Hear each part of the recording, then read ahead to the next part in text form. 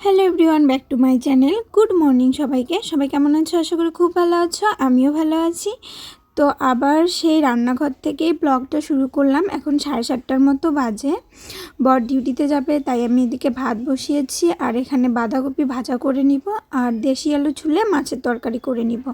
আর আজকে বর হচ্ছে একটু তাড়াতাড়ি ডিউটি চলে যাবে, তাড়াতাড়ি ফিরে আসবে, কারণ হচ্ছে শ্বশুরমশাই কলকাতা যাবে, তো ওনাকে আবার গাড়িতে তুলে দিতে যেতে হবে স্টেশনে, তো সে কারণেই। তো দেখো বলতে বলতে আমার হচ্ছে ভাজা কমপ্লিট, বাঁধাকপি মটরশুঁটি দিয়ে ভাজা, আর এদিকে দেশি আলু ছুলে টমেটো দিয়ে মাছ দিয়ে তরকারি করব। আর হচ্ছে শ্বশুরমশাই বেশ কিছুদিন ধরেই বলছে সে হচ্ছে ট্রেনের মধ্যে টিফিন নিবে কড়াইশুঁটির কচুরি আর আলুর দম।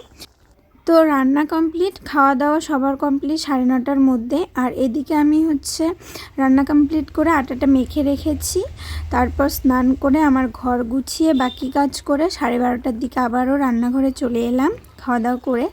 এখানে দেখো একটা প্যানের মধ্যে কড়াইশুঁটিগুলো সিদ্ধ বসিয়েছি। তো এই রেসিপিটা তোমাদের অন্য একদিন আলাদা করে ভিডিওতে শেয়ার করব, কিভাবে আমি কড়াইশুঁটির কচুরি করি। তো দেখো এদিকে একটু বর মশাই আমার ভিডিও শ্যুট করে দিচ্ছে। ও হ্যাঁ বলছি, বর কিন্তু আজকে আর ডিউটিতে যায়নি, তো ওনাকে হচ্ছে অফিস ছুটি নিতে হলো, কিছু করার নেই, কারণ ট্রেন আছে 3টার দিকে, তো সে কারণেই। তো এখানে আমি বলছিলাম, উনি শ্যুট করে দিচ্ছে, তো বাবা বলছিল যে রিঙ্কি তুমিও চলো, মানে আমাকে বলছে যাওয়ার কথা স্টেশনে, কিন্তু উনি আমাকে নিয়ে যাবে না, তো সেটাই বাবাকে বলছি যে নিয়ে যাবে না। তারপর আমিও গিয়েছিলাম।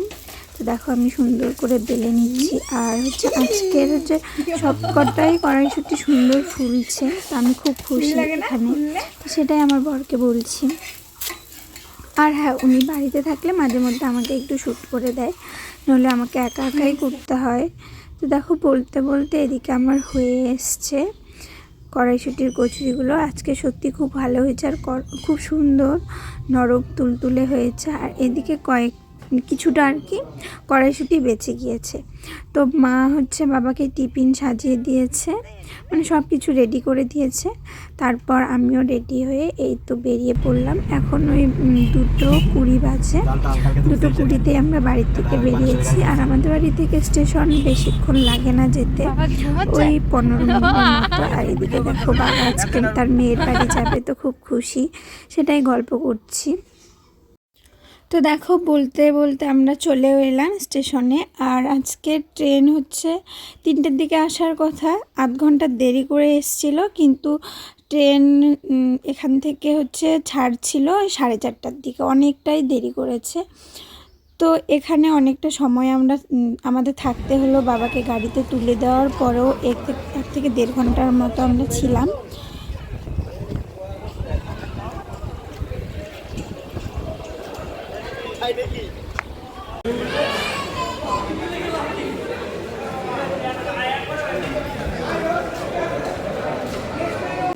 তো হচ্ছে অন্য দিনের থেকে আজকে দেখো, তোমরা নিজেরাই দেখো, স্টেশনে অনেকটা কম লোকজন। অন্যদিন যেরকম প্রচুর ভিড় থাকে, লোকজন থাকে, আজকে কিন্তু সেরকম নেই, জানি না কেন বা কী কারণ।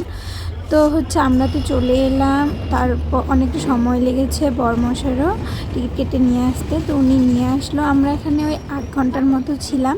তারপর এই যে ট্রেন চলে এলো, বাবাকে গাড়িতে তুলে দেওয়ার পরেও হচ্ছে আমাদের 1 থেকে 1.5 ঘন্টার মতো দাঁড়িয়ে থাকতে হয়েছিল, কারণ ট্রেনটা অনেক দেরি করে ছাড়ছিল, তো সে কারণেই। তারপর বাবাকে হচ্ছে কেক কিনে দিলাম, মানে আমার বরমশাই কিনে দিল, বললাম যে কেক কিনে দাও, সেখানে আমার ভিডিও করতে দিচ্ছিল না, তবু আমি একটুখানি ভিডিও করে নিয়েছি। তারপর হচ্ছে তো ওই কেকের দোকানে তো দাদাভাই ভিডিও করতে দিচ্ছিল না, তারপর এইখানে একটা আন্টি ছিল, তাকে জিজ্ঞেস করে ভিডিও করলাম। তো আমি জানি না এই দোকানের নাম বা কি বলে, সমস্ত কার্ড আর বাঁশের জিনিস যে বিক্রি করে। তো সেখানে দেখো কি সুন্দর একটা রাধাকৃষ্ণর কাঠের ঠাকুর ছিল আর কি, ঠাকুরের। তো অনেক দাম চাইছিল, সে কারণে আর নেওয়া হয়নি, বাট খুব পছন্দ হয়েছিল আমার, বরমশাইকে বলেছিলাম তো নেক্সট টাইম যদি এনে দেয়। তারপর রাত্রেবেলা দেখো আমরা সাজুগুজু করে বিয়েতে চলে এসেছি, আমাদের পাশের বাড়ি বিয়ে ছিল। আর বিয়ের লগ্ন ছিল 9:30টার দিকে, তো আমরা একটু তাড়াতাড়ি চলে এসেছি। মা এদিকে আশীর্বাদ করলো আর আমরা আসার আগে বর চলে এসছে মণ্ডপতলায়, তো একটু ভিডিও করে নিলাম। তো আমরা গিয়েই খেতে বসেছি, বেশি লেট করিনি, ওই আশীর্বাদ দিয়ে খাওয়া দাওয়া করে চলে এলাম মা আর আমি। এখন 10টার মতো বাজে, তো মণ্ডপতলায় কনেকে নিয়ে এসছে, এখানে মালা বদল হচ্ছে। তারপর বর এসেছিল 10:30টার দিকে, মা ছিল, আমি থাকিনি, মা বাসি বিয়ে দেখে এসেছিলো, আমি বরের সঙ্গে 11:30টার দিকে বাড়ি চলে এসেছি।